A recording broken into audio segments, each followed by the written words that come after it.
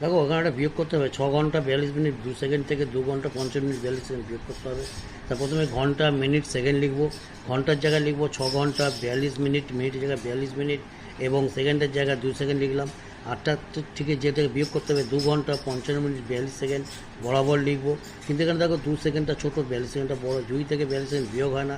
অর্থাৎ 2 সেকেন্ডকে বড়ো করতে গেলে পাশের মিনিট থেকে 1 মিনিট ধার নিয়ে সেটাকে 60 মিনিট বানিয়ে 60 + 2 62 সেকেন্ড, 62 সেকেন্ড থেকে 42 সেকেন্ড বিয়োগ করলে হবে 20 সেকেন্ড।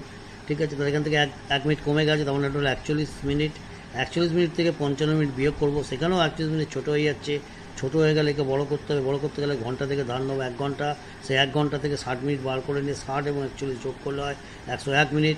101 মিনিট থেকে 55 মিনিট বিয়োগ করলে হবে 46 মিনিট। আর এখানে রইল কিন্তু কত, 6 থেকে 1 ঘন্টা বেরিয়ে গেলে 5 ঘন্টা, 5 থেকে 2 ঘন্টা বিয়োগ করলে 3 ঘন্টা, অতএব উত্তর হবে 3 ঘন্টা 40 মিনিট 20 সেকেন্ড।